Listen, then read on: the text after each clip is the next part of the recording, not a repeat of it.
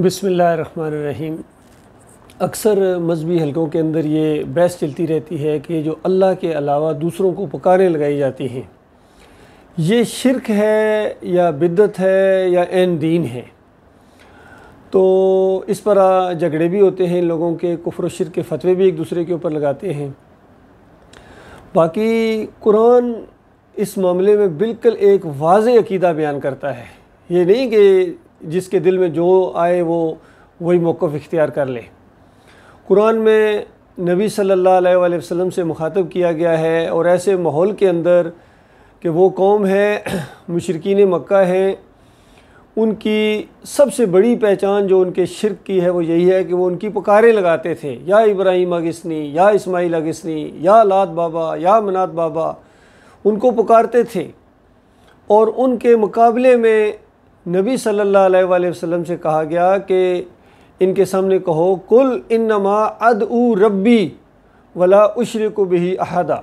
इनको कहो कि तुम पुकारते हो अल्लाह के अलावा दूसरों को पुकारते रहो, लेकिन मेरा मामला ये है कि मैं अपने रब को पुकारता हूँ। कुल इन्नमा अदऊ रब्बी, मैं अपने रब को पुकारता हूँ, वला उशरिकु बिही अहदा, और इस पुकार के अंदर किसी और को शामिल करके उसके साथ शिरक नहीं करता हूँ। तो ये गोया पूरी तरह ऐलान हो गया कि अल्लाह के अलावा किसी और को पुकारना ये शिरक है। फिर कहीं कहा गया कि इनको कहो कि इन्नल्लज़ीना तदऊन मिन दूनिल्लाह इबादुन अमसालुकुम फदऊहुम फलयस्तजीबू लकुम इन कुंतुम सादिकीन, कि तुम जो अल्लाह के अलावा दूसरों को पुकारते हो वो इबादुन अमसालुकुम, तुम्हारी तरह बंदे हैं, इंसान हैं। जिस तरह तुम इंसान हो इसी तरह वो भी इंसान हैं जिनको पुकारते हो, और तुम्हारी पुकार का जवाब दे अगर तुम सच्चे हो। भाई कोई एक तो जवाब दे, किसी कोने से तो कोई जवाब आए, क्योंकि मुख्तलिफ लोगों को पुकारा जा रहा होता है। इब्राहीम अलैहिस्सलाम को पुकार रहे थे, लात मनात हुबल को पुकार रहे थे, कोई एक तो जवाब दे। बिल्कुल इसी तरह जिस तरह आज हमारी कौम के अंदर ये लोग पुकारते हैं, कोई या अली मदद कहता है, कोई या रसूल मदद कहता है, कोई या गौस मदद की नारे लगाता है, कोई या मोइनुद्दीन चिश्ती की नारे लगाता है, कोई बरी कर खरी के इंतज़ार में रहता है कि बरी साहब खरी करेंगे। वो किसी एक कोने से तो जवाब आए ना, कहीं से भी जवाब नहीं आता है। जब जवाब नहीं आता है तो फिर इसका मतलब है कि ये सारी पुकारें जो हैं ये मुशरिकाना पुकारें हैं, इनकी कोई हैसियत नहीं है। और ऐसे उलमा जिन्होंने इसके जवाज़ में कुछ फतवे दिए हैं, उन्होंने बहुत बड़ा जुल्म किया है अपनी जान के ऊपर, बहुत बड़ा गुनाह समेटा है उन्होंने, और बहुत बड़ी बर्बादी का सामान उन्होंने कर लिया अपने लिए और अपनी पूरी कौम के लिए। इसकी एक मिसाल मैं आपके सामने दूंगा। इस तरह एक तफसीर है, तफसीर शबीर अहमद उस्मानी के नाम से है, और ये पूरी दुनिया में इन देवबंदी मसलक की तफसीर पाई जाती है। उनकी चोटी के आलम महमूदुल हसन साहब ने इसका आगाज़ किया था, 2.5 पारे या 3 पारे इन्होंने तफसीर की, और फिर उसके बाद उनकी मौत वाक़या हो गई। और उनके अगले शागिर्द शबीर अहमद उस्मानी साहब, जिनके बारे में कहा जाता है कि इन्होंने पाकिस्तान बनाने में बहुत बड़ा किरदार अदा किया है, उन्होंने इस तफसीर को पाए तकमील तक पहुँचाया। और ये तफसीर एक अरसा दराज तक सऊदी अरब की तरफ से ये मुफ्त तकसीम होती रही है। उसके पहले सफ़े के ऊपर लिखा हुआ है कि ये बादशाह सलामत की तरफ से उम्मत मुस्लिमा को तोहफ़ा है। इस तोहफ़े के अंदर आप गौर कीजिए, पहले सफ़े के ऊपर जो इय्याका नअबुदु व इय्याका नस्तईन, एक कड़ाके की तौहीद की आयत आती है, एक दुआ है जो अल्लाह ताला ने अपने बंदे को इसकी ज़ुबान में नाजिल की है।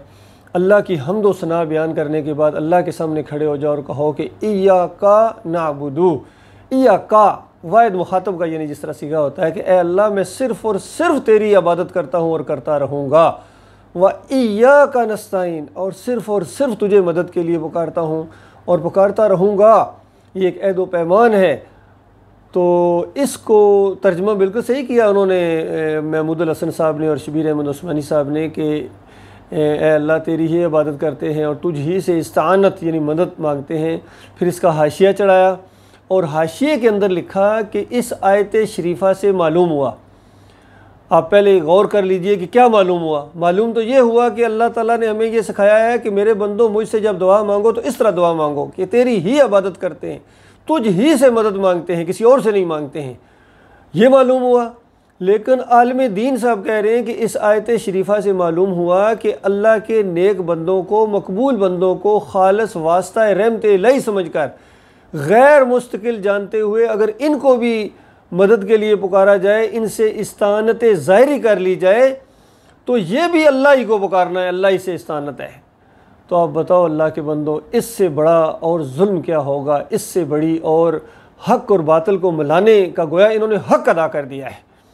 तो बताइए अब मकबूल बंदों को पुकारना, भाई मुशरिकीन मक्का भी तो मकबूल बंदों को पुकार रहे थे, प्यारों को पुकार रहे थे, तो वो काफिर मुशरिक ठहरे, और हम प्यारों को पुकारें तो हम ऐन मोमिन हो जाएंगे। यार ज़रा दिमाग काम नहीं करता है, इनका तो भूसा भरा हुआ है इनके दिमागों के अंदर।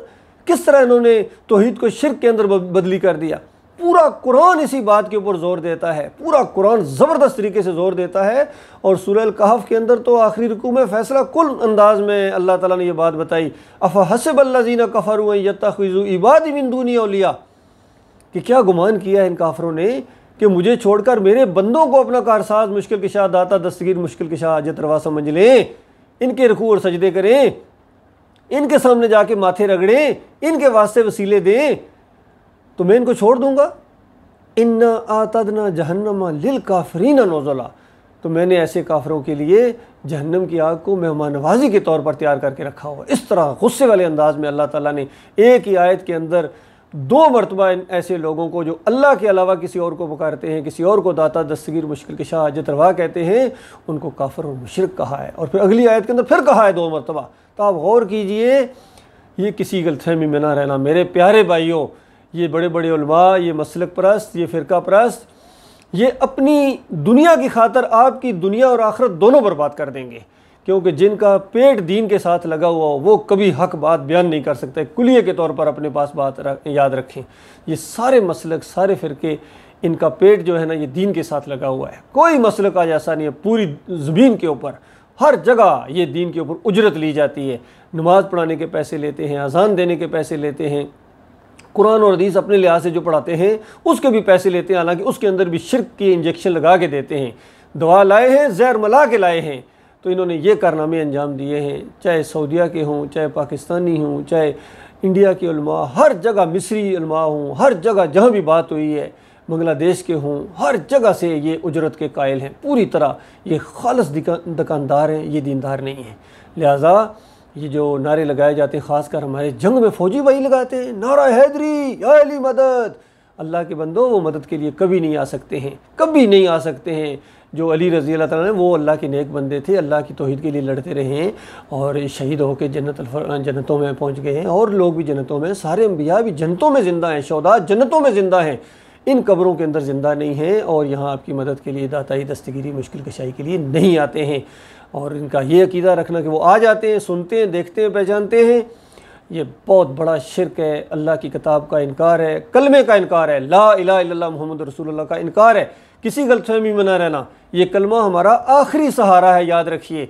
ये सहारा भी इन लोगों ने हमसे छीन लिया, हम गुनाहगारों से, और इनके अंदर शिर्क दाखिल कर दिया। पहले इनको तजद्दुदार भी बनाया, रोज़ेदार बनाया, मुजाहिद तक बना दिया, जहाद कर रहे हैं, जान देने के लिए जा रहे हैं जोश और जज्बे के साथ अपनी मुल्क और कौम के लिए, लेकिन अकीदे के अंदर बर्बादी के बाद ये हमेशा की आग के अंदर उतर जाते हैं।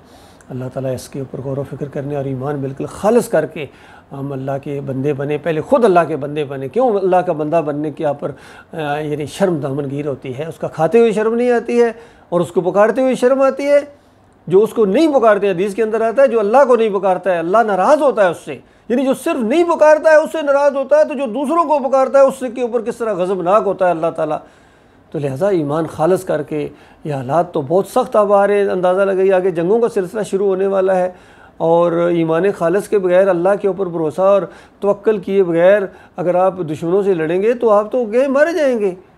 तो ये मेरे भाइयों, इस सिस्टम को बदली करने की ज़रूरत है। अब ये जो मौजूदा सिस्टम है हमारा और फिर ये मौजूदा पाकिस्तान, ये दोनों इकट्ठे नहीं चल सकते, याद रखिए। दोनों में से एक की कुर्बानी आपको देना पड़ेगी। अगर मौजूदा सिस्टम के ऊपर, इस कुफ्र और शिर्क के ऊपर और इस दुनियावी आइन के ऊपर और जमहूरियत के सिस्टम को आप नहीं छोड़ना चाहते हैं तो फिर पाकिस्तान आपके हाथों से जाएगा। और अगर पाकिस्तान को बचाना है, और यकीनन पाकिस्तान को बचाना है, पाकिस्तान तो हमारे लिए सब कुछ है, हमारा मुल्क है, तो ये तो अवलीन पहले, जिस तरह उन्होंने कहा था पहले पाकिस्तान, तो पहले पाकिस्तान तब होगा कि पहले ईमान को बचाया जाए। अगर आपने ईमान को दांव पर लगा दिया तो ईमान भी गया आपका, और फिर पाकिस्तान भी नहीं बच सकेगा। और अगर आपने ईमान अपना बिल्कुल खरा कर लिया तो अल्लाह ताला इंशाअल्लाह पाकिस्तान की भी हिफाजत करेगा, हमारी हिफाजत होगी, और पूरी दुनिया की हम इंशाअल्लाह लीड करने का पूरी एक सलाहियत रखते हैं और पूरी तरह दीन की समझ रखते हैं अल्हम्दुलिल्लाह। हम उन तुर्कों की तरह वो कब्र परस्त या इन अरबों की तरह मफाद परस्त और अपने ख़ानदान परस्त और हुकूमत परस्त नहीं हैं। हम ईमान खालस के हमल हैं इंशाअल्लाह। हम तौहीद की दावत को लेकर उठे हैं और अल्लाह ताला के फजल व करम से ये दावत गलबा पकड़ेगी और अल्लाह ताला पूरी तरह पाकिस्तान को दुनिया के सामने लाएगा इंशाअल्लाह।